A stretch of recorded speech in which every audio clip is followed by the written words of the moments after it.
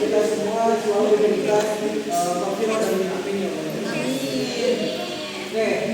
Kami di sini pembukaan akan mempresentasikan tentang judicial review oleh Mahkamah Konstitusi sebagai pengawasan legislasi.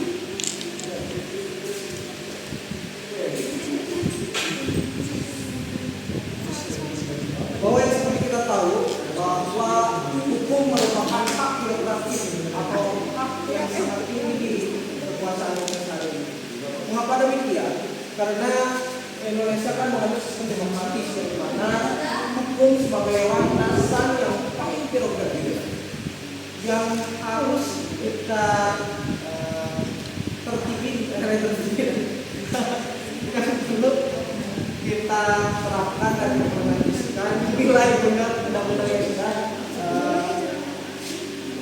sudah dihasilkan maupun dimusyawarahkan sebelumnya. Konstitusi merupakan menempati posisi tertinggi sebagai sumber hukum yang dimana ini ada dalam pasal 1 ayat 3 Undang-Undang Dasar 1945 yang dimana konstitusi sebagai pedoman utama penyelenggara negara. Oleh karena itu setiap tindakan pemerintah termasuk pembentukan undang-undang harus sesuai dengan prinsip-prinsip konstitusi.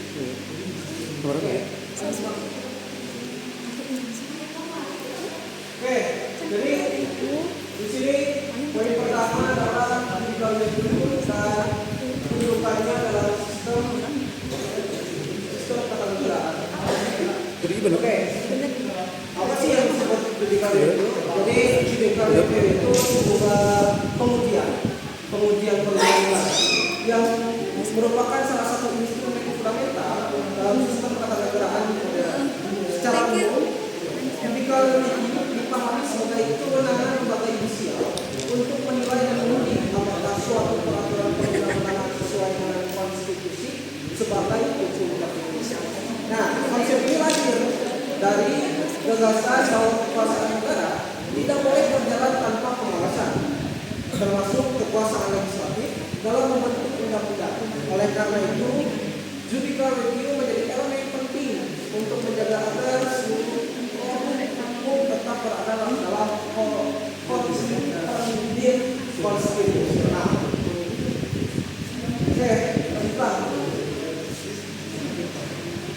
Sekarang dasar hukum judicial review oleh Mahkamah Konstitusi. Nah, judicial review memiliki legitimasi hukum yang dimana sistem ketatanegaraan Indonesia ini mempunyai pandangan yang tidak berlaku secara tiba-tiba, melainkan merupakan hasil dari perkembangan politik dan hukum pasca reformasi yang menuntut adanya mekanisme pengawasan terhadap produk legislasi. Nah, judicial review menjadi penting karena memberikan keseimbangan antara kekuasaan, pembentuk undang-undang dan prinsip supremasi hukum yang wajib dijaga dalam negara hukum, negara yang bersistem penganut hukum.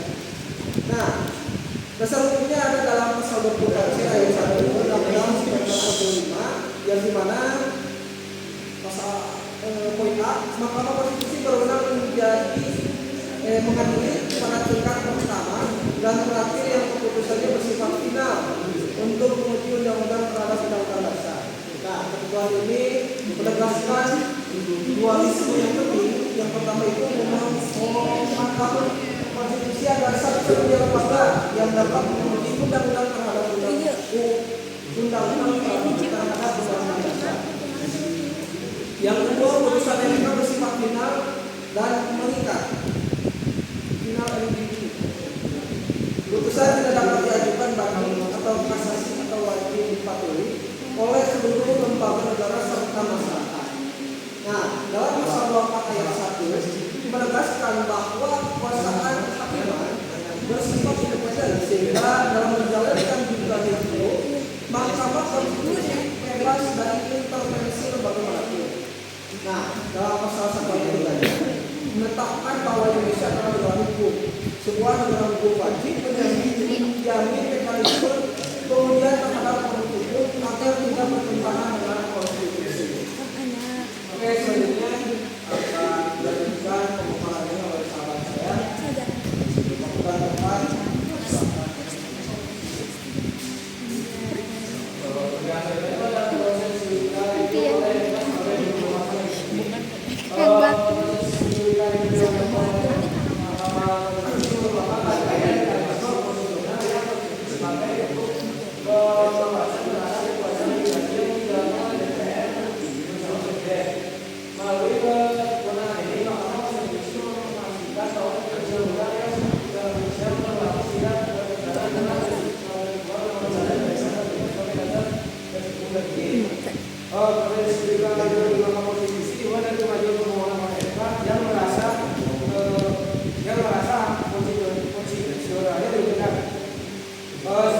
Setelah itu MK memeriksa persyaratan permohonan, kemudian menggelar sidang terbuka untuk mendengarkan penjelasan permohonan pemerintah, DPR serta ahli. Setelah sidang selesai, hakim bermusyawarah secara tertutup dan memutuskan apakah pasal yang terbukti bertentangan dengan Undang-Undang Dasar 1945. Putusan MK ini bersifat final dan mengikat. Mekanisme ini menjadi cara MK mengawasi undang-undang agar tidak melanggar konstitusi.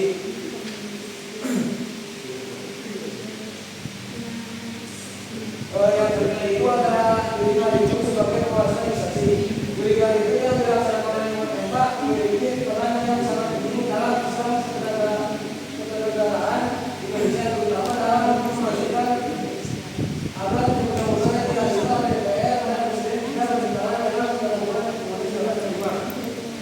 Judicial review jadi pengawas legislasi karena MK dapat membatalkan pasal undang-undang yang bertentangan dengan undang-undang yang terima dan atau merugikan hak warga. Mekanisme ini mencegah penyalahgunaan kekuasaan DPR dan Presiden dalam membuat undang-undang. Judicial review yang juga membantu memperbaiki kualitas legislasi serta menjaga kondisi checks and balance agar pembentukan undang-undang sesuai dengan konstitusi. Untuk selanjutnya itu ada pertanyaan penting. Sudah. Silakan. Ngomong bertanya. Kenapa cek and balance itu sangat diperlukan? Cek and balance itu Oke, saya ingin menjawab pertanyaan dari saudara ya, mengapa check and balance itu sangat diperlukan dalam mekanisme untuk menciptakan semua kebijakan yang baru, kan? Nah, check and balance itu tentunya sangat dibutuhkan mengapa demikian karena memang untuk menjamin informasi hukum yang memang terlegitimasi yang nantinya itu diputuskan oleh Mahkamah Konstitusi sendiri, tidak mengapa demikian karena check and balance merupakan mekanisme yang tentunya untuk mencegah dari ketimpangan kewenangan atau kekuasaan yang memang dirasa. Kan hukum sekarang itu diibaratkan bahwa menjadi alat kekuasaan. Salahnya itu di sana. Nah, maka ada mekanisme check and balance. Jadi bertanya,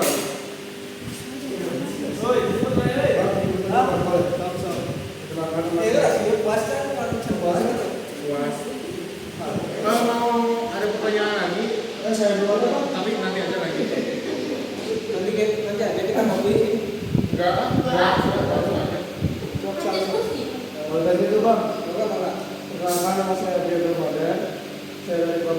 izin bertanya Bang. Jadi kan sekarang tuh lagi hangat-hangatnya isu tentang pengesahan KUHP yang banyak yang kontra ya. Nah saya tuh mau bertanya, kan karena banyak ketidakpuasan dari pengesahan KUHP, pasti bisa kan dilakukan judicial review. Nah tahapan untuk judicial review itu apa aja sih Bang? Ya, tahapannya, prosedur judicial review. Mekanisme. Oke. Sebenarnya karang-karang hukum kan terus tinggal apa ya? Saya kurang tahu. Tapi kalau saya kan sebelum adanya putusan dari para MK itu sendiri, yang saya melihat status isu yang kemarin yang kita pilkada bahwa kan ternyata kalau kita ingin merevisi suatu undang-undang itu kan kita dapat membuat lagi sebuah rumusan kepada MA, Mahkamah Agung. Nah, yang dimana nanti MA itu mengeluarkan sebuah nomor putusan dan itu menjadi penguat legitimasi kembali dalam perumusan kembali undang-undang yang dirasa itu ternyata mempunyai kendala atau operasional kebijakan dan kebijakan. Nah, ada mekanisme sendiri kan mereka cek apa lah kan ada yang berlaku. Ya. Kan setahu saya kalau misal pengen kita membuat suatu kebijakan atau sesuatu itu kan perlu ada cepat dulu kalau itu kan ya akademik kan ini jadi bukan hanya minat rantai bukan hanya kurang butuh tapi di nih di secara akademik atau akademik nah sebenarnya tahu ya jadi dia hukum kan bukan hanya berlandaskan pada kebutuhan tapi secara akademik kan di kajian akademiknya maksudnya gitu kan. Jadi kalau misal kita kajian akademik memang dirasa dibutuhkan dan memang relevan diterapkan di masyarakat kan berarti tinggal Mahkamah Konstitusi dan diputuskan. Tapi kan terkait KUHP sendiri sekarang kan sudah diparipurnakan oleh Dewan selalu sebagai ketua DPR ini. Tapi kita tinggal menunggu hasil daripada keputusan dari MK. Finalnya kan ya kan. Nah, maka dari itu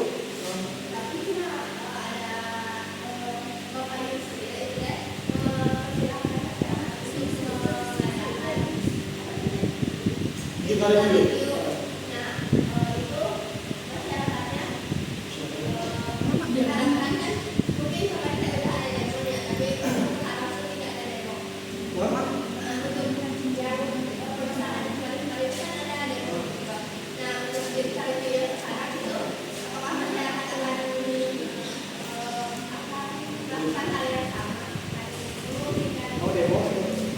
Oke, terkait demo sendiri, memang ada beberapa itu kan memang bagus bahwa perlu adanya kajian publik gitu kan. Jadi memang bukan daripada anggota DPR atau tokohan yang memang didelegasikan kepada DPR sendiri, tapi memang ada masyarakat memang dirasa bukan hanya didelegasikan sebagai tokohan atau kepemimpinan suatu kelompok masyarakat gitu kan. Tapi memang istilah nama netralitasnya aja tanpa faktor politik daripada LSM tertentu kan pasti anu di undang itu ya kebanyakan biasanya siapa kan pasti masyarakatnya itu yang memang mengikuti kegiatan organisasi seperti LSM dan sebagainya pasti tidak tanpa ayana masyarakat yang memang dirasa netral memang itu ada apa atau itu kan kita tidak dilibatkan yang dilibatkan itu memang yang merasa termarginalkan oleh keputusan yang dikeluarkan oleh DPR sendiri. Nah, kita cocok, kita bagus gitu kan. Kenapa tidak gitu kan? Memang harus menetralisir terjadinya demonstrasi yang memang terjadi seperti Agustus kemarin kan itu sangat chaos sekali ya. Chaos sekali menurut saya memang banyaklah gedung-gedung DPR yang runtuh atas amarah oleh ya lahir dari amarah-amarah rakyat gitu. Nah, memang dirasa memang itu sangat merugikan. Mengapa tidak ya? Akhirnya diskusi publik yang dilakukan oleh DPR. Ada yang mana? Sebenarnya yang menjadi kesalahan dari pengesahan suatu itu kan karena tidak dilibatkan di masyarakat. Sebenarnya ada mungkin tokoh-tokoh masyarakat yang bilang dianggap yang mewakili masyarakat, tetapi pada kenyataannya ya tidak begitu ya.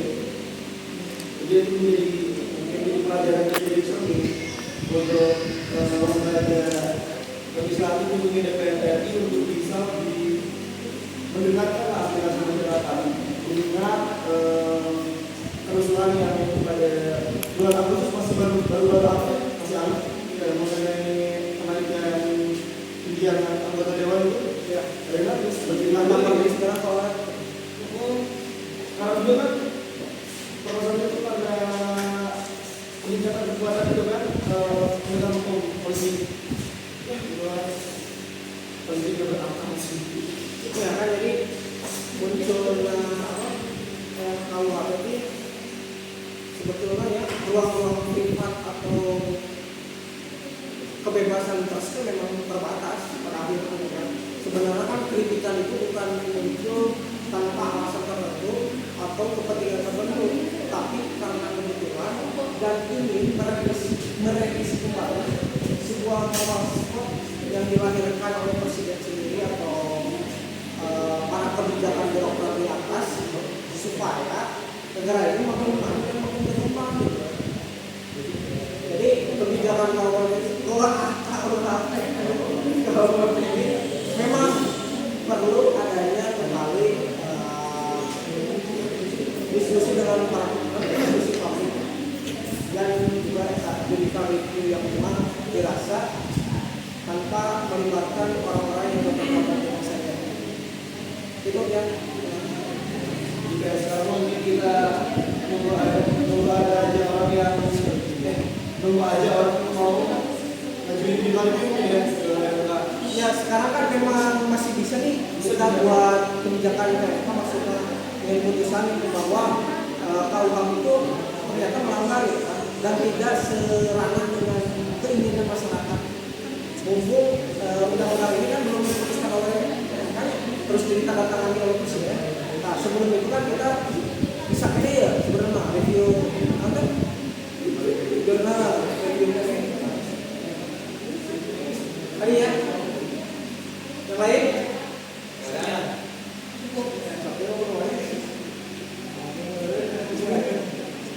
Sampai kesimpulan. Itu kesimpulan judicial review yang dilakukan oleh MK merupakan mekanisme penting dalam menjaga agar undang-undang yang dibuat oleh DPR dan Presiden tetap sesuai dengan Undang-Undang Dasar 1945. Melalui kewenangan ini, Mahkamah Konstitusi dapat mengoreksi dan membatalkan norma hukum yang dianggap bertentangan dengan konstitusi serta berpotensi merugikan hak konstitusional warga negara.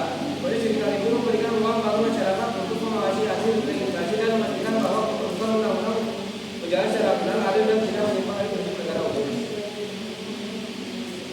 Oke, sekian Presentasi dari kami.